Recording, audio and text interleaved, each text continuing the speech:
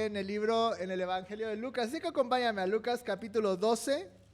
Vamos a leer el texto del día de hoy, después vamos a pedir la dirección de Dios y después vamos a ir dando el contexto para meternos de lleno en nuestro texto del día de hoy. Así que acompáñame a Lucas capítulo 12, versículo 49 al 59.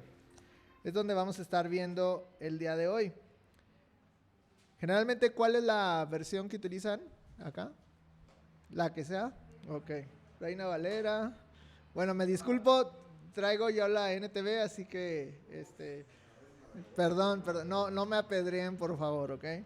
La NTV dice, versículo 49. Yo he venido para encender un fuego en el mundo. Yo he venido para encender con fuego el mundo. Y quisiera que ya estuviera en llamas. Me espera un terrible bautismo de sufrimiento y estoy bajo una carga pesada hasta que se lleve a cabo. ¿Piensan que vine a traer paz a la tierra? No, vine a causar división entre las personas. De ahora en adelante, las familias estarán divididas, 3 a mi favor y 2 en mi contra, o 2 a favor y 3 en contra. Habrá divisiones, el padre estará contra el hijo contra el padre, la madre contra la hija y la hija contra la madre, la suegra contra la nuera y la nuera contra la suegra. Entonces Jesús se dirigió a la multitud y dijo, cuando ustedes ven que se forman nubes en el occidente, dicen, viene la lluvia, y tienen razón. Cuando sopla viento del sur, dicen, hoy será un día de mucho calor, y así sucede. Necios, saben interpretar las señales del clima en la tierra y en los cielos, pero no saben interpretar los tiempos presentes. ¿Por qué no pueden decidir ustedes mismos lo que es correcto? Cuando vayan camino al juicio con el que los acusa, traten de resolver el asunto antes de llegar. De no ser así, su acusador podría arrastrarles ante el juez, quien los entregará a un oficial que los meterá en la cárcel, y si eso sucede, no los pondrá en libertad hasta que hayan pagado el último centavo. Acompáñame a orar. Señor, te damos gracias por la oportunidad de abrir tu palabra, Señor. Gracias por este privilegio de poder estudiar juntos. Te rogamos que tú dirijas, que tú hables a nuestro corazón y que nuestro corazón también pueda estar dispuesto para recibir tu palabra, Señor. En nombre de tu Jesucristo. Amén. Muy bien, hemos estado estudiando Lucas, han estado estudiando Lucas mayormente, y hemos visto este evangelio, y el evangelio a grosso modo va a presentar a Jesús como el Hijo del Hombre. Es el evangelio que hace más énfasis en la humanidad del Señor Jesucristo.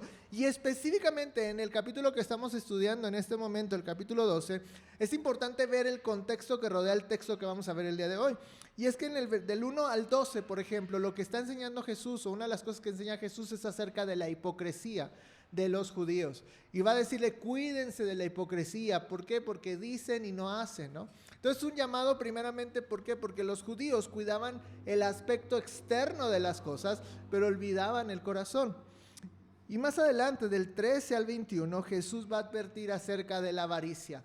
De repente se acercaron ahí 2 personas, 2 hermanos, que tenían conflicto, ¿no? Fíjense, el conflicto por las herencias no es algo nuevo, ¿no? Y a veces vemos acá familias o escuchamos de familias que cómo pueden ser divididas a causa de una herencia, por ejemplo, ¿no? Y acá vienen 2 hermanos, están peleados, y le dice uno, dile a mi hermano que parta la herencia conmigo. Y Jesús dice, pero ¿quién me ha puesto por partidor de herencias, no? Y dice, cuídense de la avaricia. Cuídense de la avaricia, y pone el ejemplo de esta parábola del rico insensato. Esta persona que tenía dinero, que tenía más dinero y que dijo, voy a acumular más cosas y voy a hacer más grandes mis graneros y voy a decir, listo, acá tengo mucho dinero, alma reposa para muchos años. Y el Señor Jesús dice, necio, esta noche vienen a pedirte tu alma y lo que has guardado, ¿para quién va a ser? Entonces el Señor Jesucristo va advirtiendo acerca de la hipocresía de los fariseos, de los judíos, pero también acerca de la avaricia. Y sabes, la avaricia es un problema con el que todos en mayor o menor medida vamos luchando. A veces queremos más y nos vamos envolviendo y nos vamos envolviendo y nos vamos consumiendo por esto. Pero no solamente esto, sino que el Señor Jesús advierte del 22 al 34 acerca del afán y de la ansiedad. Cuando nos preocupamos en demasía por cosas presentes, por cosas temporales, por el vestido, por la comida. Y Dios dice, a ver, pon ahí las aves del cielo. Ellas no hacen nada y sin embargo Dios las cuida. ¿No te va a cuidar a ti también? Y por último termina advirtiendo o animando a que nos preparemos para la venida del Señor Jesucristo. Pero te das cuenta un énfasis que hay, una línea conductual que hay en el texto, en el sentido de que el Señor Jesucristo les está advirtiendo, hey, tengan cuidado de desviar su vista de lo eterno para colocarlo en lo temporal. Tengan cuidado de cuidar solamente las cosas externas, no sean hipócritas como los fariseos. Tengan cuidado de cuidar lo externo y olvidarse del corazón. Tengan cuidado de ir tras el dinero que es temporal y olvidarse de lo eterno. Tengan cuidado de preocuparse tanto por las cosas temporales cuando lo que importa, cuando Dios tiene cuidado de ustedes. Tengan cuidado de mantener su vista en la venida del Señor Jesucristo. ¿Te das cuenta? Hay un énfasis entre cuidado con que tu mirada se vaya a desviar de lo eterno para colocarlo en las cosas temporales. Y en esa misma línea conductual va a seguir este texto. Así que en primer lugar dice el versículo 40 y 49, fuego vine a echar en la tierra. ¿Y qué quiero si ya se ha encendido? Depende de la versión que tienes. Hay algunos que lo traducen a modo de pregunta. Hay otros como la NTV que lo traduce a modo de exclamación, como diciendo, ya quisiera que estuviera encendido. El tema es, ¿cuál fuego se refiere aquí? Y sabes, los diferentes eruditos, los diferentes estudiosos de la Biblia plantean dos opciones. Una que se refiere al Espíritu Santo, porque el Espíritu Santo iba a descender y lo vemos en Hechos 2. Pero también hay un contexto en donde se refiere al sufrimiento, al juicio que iba a venir por parte del Señor Jesucristo. Yo vine a traer juicio a la tierra, dice el Señor Jesucristo, pero ese juicio iba a caer sobre sí mismo. Era el juicio que iba a venir a causa de los pecados tuyos y míos. Y mira, hay una relación en la Biblia en los conceptos de juicio y fuego. Por ejemplo, no tienes que buscarlo, pero Malaquías 3:2 dice, ¿y quién podrá soportar el tiempo de su venida? ¿Y quién podrá estar en pie cuando Él se manifieste? Porque Él es como fuego purificador y como jabón de lavador. Está hablando de la segunda venida de Cristo y dice que de ese día del Señor, y dice que va a ser como fuego. ¿Quién va a poder estar delante de Él cuando Él se manifieste? Primera de Corintios 3:13 dice, la obra de cada uno se hará manifiesta porque el día la declarará, pues por el fuego será revelada y la obra de cada cual sea, el fuego la probará. Entonces hay un concepto, hay una línea entre juicio y fuego. Hay una línea que relaciona estos dos conceptos.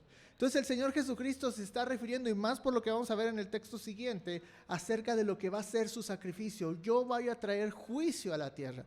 Y ese juicio va a recaer sobre mí mismo, dice el Señor Jesucristo. Porque mira, después en el versículo siguiente, dice, de un bautismo tengo que ser bautizado, y cómo me angustio hasta que se cumpla. Entonces está hablando de un juicio. Yo vine a traer juicio a la tierra y ya quisiera que estuviese hecho.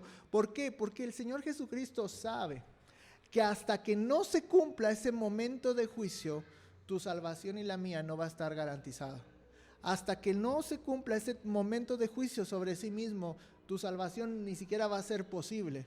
Entonces ya quisiera que se cumpliera, pero al mismo tiempo va a contrastar este deseo de que ya se cumpla con una angustia de saber que va a ser bautizado. Y el bautismo al que se refiere es el bautismo del sufrimiento, de lo que Él va a pasar en la cruz.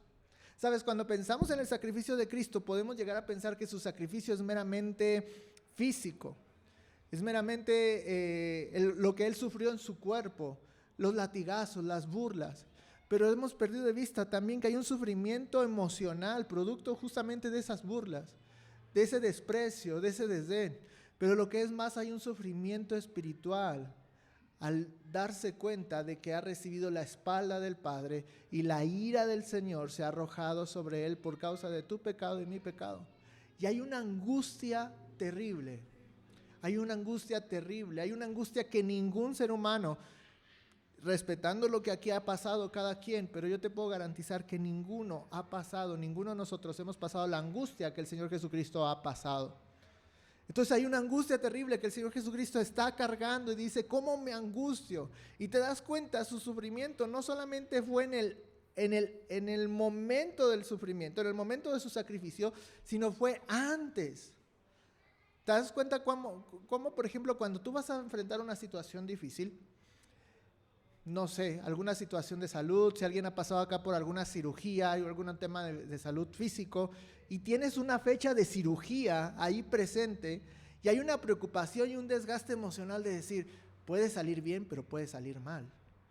puede salir con resultado satisfactorio. O cuando, por ejemplo, si alguno de ustedes ha realizado un análisis médico para determinar si hay algún tipo de enfermedad seria, te haces el análisis y te dicen los resultados están de aquí a 3 meses. Esos 3 meses son insufribles. ¿Por qué? Porque puede ser que no haya nada, pero puede ser que haya todo. Puede ser que tu vida vaya a seguir por muchos años más, puede ser que le queden meses. Bueno, tratando de poner ese ejemplo en mucho menor escala, pero el Señor Jesucristo, antes de todo lo que pasó, hay un sufrimiento constante. Él sabía lo que venía, Él sabía lo que le esperaba. Y hay una angustia que Él está sufriendo a lo largo de su ministerio de 3 años, sabiendo lo que le espera, y ese momento se va acercando. Ahora, cuando Isaías 53, escucha esto, 53:11, dice, el siervo de Jehová verá el fruto de la aflicción de su alma y quedará satisfecho. Eso es algo que me rompe la cabeza. ¿Por qué? Porque es como si el Señor Jesucristo recordara cada latigazo, cada angustia, cada espina clavada en su sien, cada burla, recordara el peso de tus pecados y luego volteara a ver tu vida restaurada, tu vida salvada, tu vida con esperanza, y sonriera y dijera, valió la pena, valió la pena. ¿Te das cuenta? El Señor Jesucristo sufre esa angustia, pero dice, verá el fruto de la aflicción de su alma y va a decir, sí, eso era lo que quería. Eso era lo que quería, que Armando estuviese bien. Eso era lo que quería, que mis hermanos estuvieran bien. Eso es lo que yo buscaba. Y veo una vida transformada. Cuando el Señor Jesucristo, yo no sé cómo llegó el Señor Jesucristo a tu vida, pero Él ve tu vida cambiada, cómo tu matrimonio ha sido restaurado, cómo tu matrimonio va avanzando, cómo estás dejando hábitos pecaminosos, cómo tu vida va caminando en pos de la santidad. Y el Señor Jesucristo dice, sí, eso era, a eso vine. No me importa, sí, no, acá está el sufrimiento, una angustia indecible, producto de tu pecado. Pero cuando el pecado abundó, sobreabundó la gracia. Hermano, piensa en eso, porque ¿sabes qué te muestra eso? El gran amor de Dios. La angustia indecible que ningún ser humano ha pasado. Dios dice, valió la pena, porque este fruto es mayor. ¿Y sabes cuál es el fruto? Tu vida cambiada, tu vida con salvación, el perdón de tus pecados, la esperanza de una vida eterna, el que ahora pueda ser llamado su hijo. ¡Wow! Es increíble. Entonces dice el Señor Jesucristo, de un bautismo tengo que ser bautizado. ¿Y cómo me angustio hasta que se cumpla? Y entonces te das cuenta cómo tu salvación costó la vida del Hijo de Dios. Pero no solo la vida, sino una angustia inmensa que ningún ser humano ha experimentado. Y Jesús estuvo dispuesto a vivirla, y al ver el fruto de su aflicción dice, sí, valió la pena. Valió la pena. Pero después hay un contexto que pareciera que no va de acuerdo con el texto, con la línea argumental, porque después dice el versículo 51, ¿ok? Dice, ¿piensan que vine a traer paz a la tierra? No, vine a causar división entre las personas. ¿Y cómo encaja esto con lo que Dios ha dicho? ¿Cómo encaja esto con que el Señor es príncipe de paz? ¿Cómo encaja esto con Jehová Shalom? ¿Cómo encaja esto de Jehová es paz, Jehová es paz? ¿Cómo podemos encajar el concepto de un Dios de paz con un Dios que trae conflicto? ¿Sabes por qué? Porque el mundo está entregado al pecado. Entonces, cuando tú decides poner tu confianza en Cristo, automáticamente, dice la palabra de Dios, te declaras enemigo de este mundo. Nadas contracorriente. Pero aquí hay un elemento muy importante respecto a la persona del Señor Jesucristo. La persona del Señor Jesucristo te lleva a definirte. La persona del Señor Jesucristo te lleva a tomar una decisión. delante de la persona del Señor Jesucristo no puedes colocarte en una posición neutral, no puedes ser políticamente correcto y decir, sí, sí, es un buen hombre, es un buen profeta, sí, está bien, es un buen modelo de vida. No, o Jesús es Dios y dijo que y es lo que Él dijo que era, o no lo es y es un mentiroso, es un farsante, es un engañador. Pero no podemos permanecer neutral. O le vas a aceptar como tu Señor y tu Salvador, o le vas a rechazar. Y aún como creyentes el llamado es el mismo. O vamos a reconocer al Señor Jesucristo en todas las áreas de nuestra vida, o no lo vamos a hacer. No puede haber áreas donde tú digas, no, Señor, esta área no, esta déjamela a mí, de esta yo me encargo. No, tú tienes que venir delante del Señor y decirle, Señor, aquí está mi vida, te la rindo todo, tú manéjala como tú quieras. Y entonces la palabra de Dios dice, va a haber opositores. Y tal vez muchos de ustedes han pasado en la situación donde ustedes han llegado a tomar una decisión por Cristo, van avanzando en su fe cristiana y eso en automático les genera un distanciamiento de familiares, les genera un distanciamiento de amigos.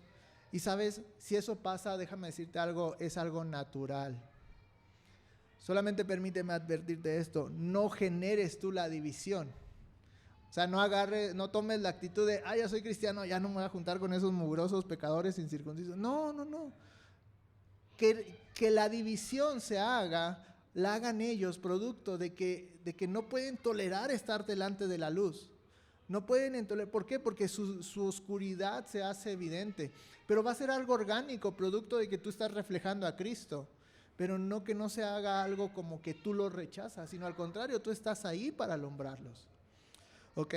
Entonces dice, habrá divisiones, el padre estará con el hijo contra el padre, la madre contra la hija contra la madre, la suegra contra la nuera contra la suegra. Es decir, va a haber división aún en el ámbito de tu familia. Yo te pregunto, ¿estás dispuesto a pagar el costo de identificarte con Cristo? De que en algún momento tu familia te diga, no, ¿sabes que te dé la espalda? Porque eso es un costo. Ese es el costo. Pero si eso sucede, como dice Juan 16:33, no te sorprenda, en el mundo tendréis aflicción, pero confiar en mí, dice Jesús, yo he vencido al mundo. Y también 1 Pedro 4:12 dice, no se sorprendan del fuego de prueba que os ha sobrevenido, como si alguna cosa extraña les aconteciera. Esto, dice Pedro, es normal que sean perseguidos, es normal que tengan oposición, es normal, es parte de. Yo creo que muchas veces, por eso es importante predicar un evangelio correcto. Porque si tú predicas un evangelio de no, todo está bien, eres hijo del rey, Dios te va a bendecir y todo es como miel sobre hojuelas, eso no es lo que la palabra de Dios enseña, sino que dice que va a haber aflicción, va a haber oposición, te vas a encontrar y muchas veces va a implicar que los lazos familiares sean afectados. Y eso, si somos honestos, duele. Más en nuestra cultura mexicana, que como familia somos muy unidos. Tendemos a ser muy unidos. Navidad, Año Nuevo, cumpleaños, para todo hacemos fiesta, ¿no? Pero cuando eso se rompe, entonces duele, pero es el parte del costo. Pero no te has quedado solo, por eso Dios ha puesto a la iglesia como esa familia donde puedes encontrar ese refugio. Y tal vez es la realidad de muchos de nosotros, que nuestra mayor familia la podemos encontrar en Cristo. Nuestra mayor familia, nuestra parte más cercana, no está con los tíos, no está con la abuela, está con los hermanos en Cristo. Y Dios sustituye esa familia, nos da esta familia muy grande, ¿no? Así que va a haber disensión y hay que pagar el costo. Y la persona del Señor Jesucristo nos lleva a tomar una decisión, a definirnos. O estamos con Cristo o le vamos a rechazar, pero tenemos que tomar una decisión. Y continúa diciendo, mira el versículo 54, dicen también a la multitud, cuando ven la nube que sale del poniente, luego dicen, agua viene, y así sucede. Y cuando sopla el viento del sur, dicen, hará calor, y lo hace. Hipócritas, acá dicen necios, saben distinguir el aspecto del cielo y de la tierra. ¿Y cómo no distinguen este tiempo? Claro, cuando venía una nube del poniente, venía del Mediterráneo, entonces era seguro que iba a traer lluvia. Era como, ahí viene, como cuando tú ves acá, no sé cuál es la situación meteorológica acá, pero ves una nube cargada y dices, viene de allá, entonces va a llover. De repente venía un viento del sur, ¿de dónde venía? De la parte de África, entonces era un viento caliente, va a ser calor. Y lo que el Señor Jesucristo les refuta, les restrega es: ustedes son muy hábiles para distinguir las cosas de este tiempo, ustedes son muy hábiles para distinguir el tiempo meteorológico, pero no distinguen el tiempo que estamos viviendo. Y para este tiempo se utiliza la palabra kairos, es decir, es el tiempo de Dios, es un tiempo específico, es un tiempo de oportunidad. Y ustedes son muy buenos identificando los tiempos temporales, pero no se dan cuenta de lo que está pasando delante de sus ojos. Y esto tiene mucha relación con el contexto previo del texto. Cuando Dios dice, les advierte de la hipocresía: están cuidando nada más lo externo, tengan cuidado, cuiden el corazón. Se están yendo tras la avaricia, tras las riquezas, tengan cuidado. Se están preocupando demasiado por lo presente, tengan cuidado, Dios los cuida. Se están enfocando mucho en las cosas temporales, se preocupan mucho por lo que pasa aquí en el ahora, pero están perdiendo de vista ese discernimiento espiritual de saber qué es lo que está pasando ahora. ¿Sabes? Y delante de ellos tenían al Hijo de Dios encarnado y les pasó de noche, no se dieron cuenta. Delante de él tenían a quien con quien se cumplían todas las profecías y no se dieron cuenta. ¿Por qué? Porque habían perdido esa mirada y la habían depositado en cosas temporales. Yo te pregunto, ¿cómo está tu mirada el día de hoy? ¿Cómo está tu mirada? Tal vez, aún siendo creyente, muchas veces nuestra mirada se puede desviar hacia lo temporal. ¿Tenemos que trabajar? Sí, tenemos que trabajar. ¿Hay tiempo para disfrutar? También hay tiempo para disfrutar. ¿Hay tiempo para hacer muchas cosas en el día a día? Sí, pero en ese día a día se nos va la vida y perdemos de vista nuestro enfoque, que tiene que estar puesto en lo eterno. Que lo que nosotros hagamos hoy en día tiene una repercusión en la eternidad. Pero entonces, ¿dónde está puesta tu mirada? Y el Señor Jesucristo dice: no, ustedes la están poniendo solamente en cosas súper temporales. ¿Cuál es el énfasis de tu vida? ¿Cuál es el énfasis? ¿El énfasis está en trabajar y sacar adelante el mes? Nuevamente, ¿hay que trabajar? Sí. ¿Hay que ganar el dinero? Sí. Pero ese es el énfasis, esa es tu visión, esa es tu meta mensual. ¿O cuál es tu meta mensual? ¿Cuál es tu meta mensual? Tener una relación, formar ciertas relaciones de amistad, formar una relación de noviazgo, llegar a tener más cosas, acumular más cosas. ¿Cuál es la meta? Y a veces en esas metas cortoplacistas se nos puede perder la meta o la mirada a largo plazo, que es la eternidad. Dice Salmos, ¿cuánto tiempo es lo más que pueden vivir acá? 70, 80 años, algunos ya vamos a la mitad, otros ya van un poquito más adelante, ¿no? De esa edad. Pero dice el mismo escritor de los Salmos, dice, con todo, a los más 90 años, y eso ya con dolores, ¿no? O sea, ya a esa edad ya te duele todo, tomas pastillas para todo, ¿no?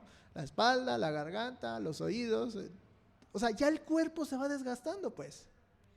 Entonces, si nuestra mirada nuestra mirada solamente está aquí en lo temporal, estamos perdiendo de vista que este es un pequeño lapso. Dice el Nuevo Testamento, en otro texto dice que nuestra vida es como neblina, que aparece por un poco de tiempo y luego se desvanece.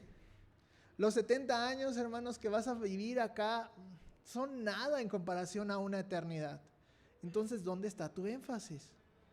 Y acá el Señor Jesucristo dice, ustedes son expertos en lo temporal, pero están perdiendo de vista lo eterno. No están distinguiendo el tiempo que les toca vivir ahora. Y sabes, hoy en día estamos viviendo, no sé si te has dado cuenta, estamos viviendo en una cultura de la muerte, en una cultura donde las guerras se han normalizado, donde el crimen se ha normalizado. Ya nadie se sorprende cuando por ahí matan a 1, 2, 3 personas en algún centro o lo que sea. En donde el aborto, ¿sabías que lo último es que ya se está a punto de normalizar, de legalizar el aborto al 9º mes? O sea, están dando licencia para matar, literalmente. En donde la eutanasia ya se nos está romantizando con este ejemplo de esta semana de esta chica Noelia en España. Y se nos vende como, pobrecita, sí, tiene derecho a no sufrir, pero ¿no te das cuenta que si se muere sin Cristo se va al infierno? no va a dejar de sufrir, va a sufrir eternamente y a un grado superlativo. Pero ¿por qué no lo vemos? Porque nuestra mirada está puesta aquí en la tierra y decimos, sí, pobrecita, que descanse. Eso es lo que la gente dice, pero no ha perdido de vista que nosotros somos seres eternos, con una eternidad que Dios ha puesto en el corazón, donde nuestra vida termina acá, pero si no terminamos reconciliados con Cristo, vamos al infierno. Y eso no me suena a ningún tipo de descanso. Pero se nos ha vendido la eutanasia inclusive como algo romántico, como algo de, sí, es bueno, cuando lo que tendríamos que ver es que como sociedad, y déjame decirlo con forma clara, como iglesia hemos fallado en llegar a esas personas y darles una respuesta, que la respuesta está en Cristo. Y a veces nuestro énfasis está en expresarnos en redes sociales, no, eso no está bien, por eso, pero ¿qué estamos haciendo a nivel comunidad? ¿Qué estamos haciendo a nivel barrio? ¿Qué estamos haciendo a nivel relacional para poder llevar el mensaje de que hay una respuesta que no tiene que ser la muerte? Que de hecho la muerte es una salida falsa, porque si mueres sin Cristo vas al infierno. Entonces tenemos que ver, tenemos que abrir nuestros ojos, darnos cuenta en qué cultura estamos viviendo, la cultura de la muerte, una cultura que va en contra de Dios, y entonces poder enfocar nuestra mirada otra vez en lo eterno y decir, hey, hay una respuesta, y la respuesta está en Jesús. Hay salvación, hay esperanza, hay restauración. Pero tenemos que empezar con ver dónde está mi énfasis, dónde está mi enfoque. Y por último el texto va a terminar, bueno, antes de esto, tratando de ver en qué momento de la historia, del tiempo de Dios estamos viviendo. Dice que en los últimos tiempos, Mateo 24:10 dice que por haberse multiplicado la maldad, el amor de muchos se enfriará. Y déjame decirte algo, eso es algo de lo que estamos viendo hoy en día, La maldad se ha multiplicado a grados superlativos, de tal forma que inclusive la hemos normalizado, la hemos hecho ley. La ley, un derecho a la interrupción legal del embarazo, eso no es interrupción, eso es un asesinato. Algo que se interrumpe, por definición, es algo que después puedes retomar, pero un bebé que muere ya no lo puedes retomar. Entonces estamos viviendo en esa cultura donde la maldad va creciendo y el amor de aquellos que a veces conocemos a Dios va menguando y se enfría. Y es como, no pasa nada, mientras estas situaciones no me afecte a mí en mi cómoda manera de vivir, no pasa nada. Pero la palabra de Dios dice, hey, tenemos que reaccionar, tenemos que despertar.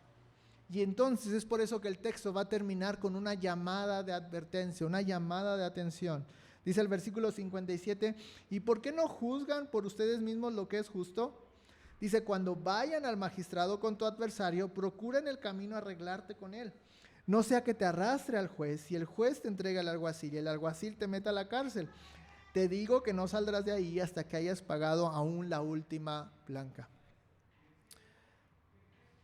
Voy a poner un ejemplo. Por aquí, ¿quién de aquí en algún momento dado ha tenido un accidente de tránsito? Ha chocado, pues.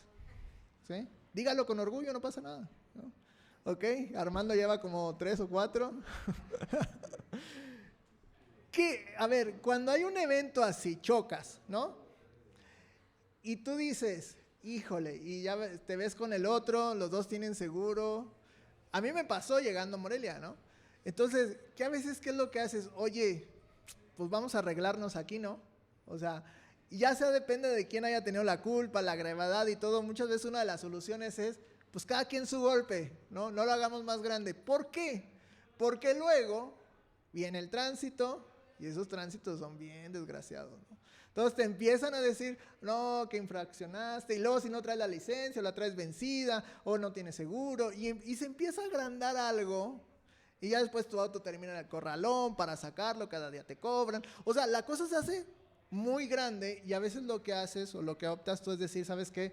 Pues vamos a arreglarnos aquí. ¿Sabes qué? Mira, yo tuve la culpa. ¿Cuánto crees que equivale? No, pues esto, no. Pues, y tú ya le dices ahí, no, pues no, esto se quita con... ¿Cuál es esta cosa que se utiliza? Con polish, ¿no? Esto se quita con polish. No, no es cierto. Y ya empieza a negociar ahí, ¿ok? Pero el tema es que a los dos les salga, que a los dos les convenga y no se haga grande, pues, ¿ok? Bueno, tomando ese ejemplo muy superficial, con una realidad espiritual, aquí lo que está diciendo es, hey, viene el juicio, ustedes todavía no están en juicio. ¿Sabes qué les dice Jesús? Yo te recomiendo que te arregles con Dios. Que te arregles con Dios ahorita. Porque si tú lo dejas pasar y el día de mañana en la eternidad te vas a enfrentar ante el Padre como juez, te advierto de ahí, cero concesión, ¿eh? Hay nada de mordidas, hay nada de nada, o sea, ahí sobres. Pagaste, pecaste, listo, vas a pagar. Entonces el Señor Jesucristo termina con esta advertencia. ¿Sabes qué? Ponte las pilas, arréglate con Dios. Y sabes, tal vez hoy en día, tal vez tú puedes conocer a Cristo, pero tal vez, como hemos visto a raíz de este texto, tal vez tu mirada se ha perdido. Tal vez tu mirada se ha desviado hacia lo temporal y estás viviendo estrictamente para lo temporal, para el aquí y el ahora, para salir el mes. Y el llamado de Dios es, ven, pongámonos a cuentas. Y es llegar delante del Señor y decirle, Señor, aquí estoy. Tal vez he vivido ignorando consciente e inconscientemente el kairos en el que estoy viviendo. Me he enfrascado en una dinámica de vida que gira solo en torno a mis intereses, a mis necesidades. Y Dios me manda que levantemos la mirada e identifiquemos el tiempo en el que estamos viviendo y lo vivamos a la luz de la eternidad. Si tu mirada se ha desviado, hermano, si solo te has enfocado en ti mismo y no en el reino, es tiempo de ponernos a cuentas con Dios. Y decirle, Señor, perdona mi hipocresía. Sí, díselo así. A veces esa palabra hipócrita es muy fuerte, pero el Señor Jesucristo la usó. Sí, Señor, perdona mi hipocresía porque yo digo que te amo, yo digo que eres mi todo, yo digo que vivo para ti, pero en la práctica no estoy viviendo nada por nadie más que no sea yo. Perdona mi hipocresía, perdona porque te canto y digo que eres lo más importante para mí, pero vivo solo enfocado en mí mismo. Ayúdame a ver los tiempos como tú los ves, a las personas como tú las ves. Ayúdame a vivir con una visión de tu reino y no del mío. Hermanos, vivir para el reino de Dios es algo mucho más trascendente que vivir para nuestro reino. Nuestro reino con R minúscula, ¿no? ¿Qué tanto puede ser? ¿Te has subido a un avión? ¿Alguna vez vas despegando? ¿Puedes pasar por cuál es la zona así más nice acá en México? Santa Fe, ¿ok? Y tú ves unas casas enormes a ras de tierra, ¿no? ¡Wow! Antes nosotros vivíamos en Saltillo, vamos seguido a Monterrey. En Monterrey está un municipio que es San Pedro. Creo que es el municipio más caro de Latinoamérica, al menos eso es lo que alguna vez me dijeron. Casas de una cuadra, o sea, es una cosa impresionante, ¿no? Pero, ¿sabes? Cuando tú vas en el avión, esas casas, por más grande que sea, se ven así, diminutas. ¿Sabes? Amplía tu visión y ve las cosas de esta vida como Dios las ve, como algo diminuto, algo temporal, que no se compara con la gloria que nos espera estando en la presencia de Dios. Así que, en conclusión, siempre me gusta terminar con 4 frases, 4 palabras. La primera es satisfacción. Tu salvación costó la angustia y la vida de Jesucristo. No obstante, Él ve tu vida restaurada y transformada y queda satisfecho. Verá el fruto de la aflicción de su alma y quedará satisfecho. Isaías 53:11. Número 2, definición. La persona de Cristo nos lleva a definirnos. ¿Vamos a reconocerlo y aceptarlo como nuestro Señor y Salvador o le vamos a rechazar? ¿De qué lado vas a estar? ¿Piensan que he venido para dar paz en la tierra? Yo les digo no, sino disensión, dice el Señor. Número 3, enfoque. ¿Cuál es el énfasis en la vida? ¿Está en las cosas eternas o realmente vive solamente para el aquí y el ahora? El cielo y la tierra pasarán, pero mis palabras no pasarán, dice el Señor. Y número 4, rendición. Si has perdido la mirada en las cosas eternas, si tu corazón se ha desviado en lo temporal, es momento de ponerse a cuentas con Dios. Hazlo ahora, estás a tiempo.